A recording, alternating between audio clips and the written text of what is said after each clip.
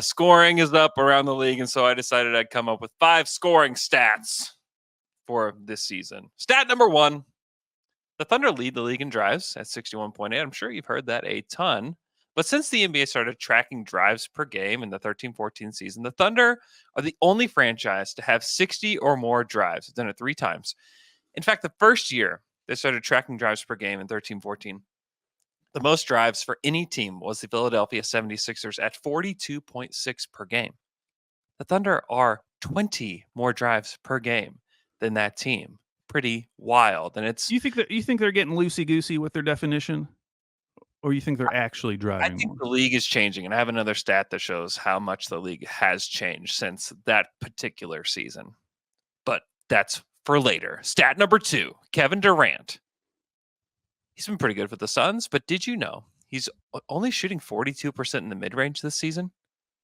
Last season, he was a mid-range killer. He shot 56% last season from the mid-range. He's only 0.92, and he's also only 0.92 points per possession in isolation. Like one of the worst heavy ISO guys in the league. That's the worst points per possession among any ISO player taking 3 or more shots per game. Kevin Durant. Jeez. So is there a decline? Is it a fit issue? What is it? There's something going on with Durant. So just I'm not saying this is definitive for Durant, but I'm putting a pin in Kevin Durant right now because it's not looking very good. Al, I'm going to give you the best and worst players in transition, 4 or more possessions per game. So the best guys in transition, starting with Donovan Mitchell, who is in 5.5 transition possessions, that's hard to say. Transition possessions every game. 1.34 points per possession, shooting a 67% effective field goal, which is just outrageous. Second, Shai Gilgeous-Alexander in 6 possessions per game, 1.32 points per possession, 65% effective field goal in transition, crushing it. And then RJ Barrett, 1.31 points per possession in transition, 65% effective field goal. All those guys are just almost automatic in transition. Now, 3 guys who aren't so automatic in transition. Tyler Hero in 4 transition possessions, 0.94 points per possession, 46% effective field goal in transition. Really bad. Number 2, Terry Rozier, 4.5 possessions, 0.98 points per possession, only 51% effective field goal. Now, both of those, they're chuckers. They're probably taking a lot of pull-up jumpers in transition. Those are understandable. This one surprised me the most. Scotty Barnes in 4 transition possessions every game, 0.99 points per possession. He's only shooting 56% effective field goal in the league. It's one of the worst players in transition taking 4 or more per game. I thought that was kind of unusual to me. That was not a name that I expected. Well, maybe RJ will rub off on him a little bit.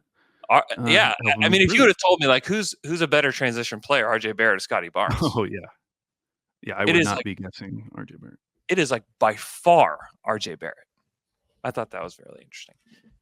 Pull-up shooters. How about some pull-up shooting? Some of the best pull-up shooters in the league. Shai Gilgeous-Alexander, not a shock. In 9 pull-up shots per game, shooting 48%. He's shooting better on pull-up shots than Tyler Hero is in transition, which is wild. CJ McCollum, a classic pull-up game. Still amazing this season. 48% as well on 6 pull-ups per game. And then Chris Middleton, another classic. 5 attempts per game, 47%. Still really good. Now CJ I was going to say real quick, CJ is low-key having an awesome season. Yeah. He's shooting 45% from 3 this season on 8 attempts per game. All of his efficiency is up. He's basically putting up the same counting stats as last season, but he's playing slightly fewer minutes, but way more efficient in his 32 age season. Yeah. Shout out CJ. And very efficient in the pull-ups. 3 guys who are really bad in pull-ups this season that are taking a lot. You have to take 5 or more. A couple goobers in here that you you're okay, these guys make sense. Jordan Poole, 33% on 5.8 pull-ups per game. Yeah.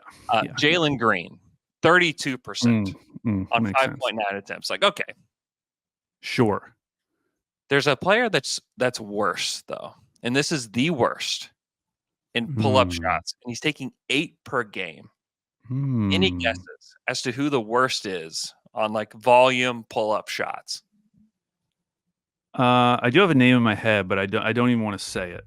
I don't. I'm going to write it down. Like, if I didn't already say Jordan Poole, I think Jordan Poole would be the one that people would be thinking about. Yeah.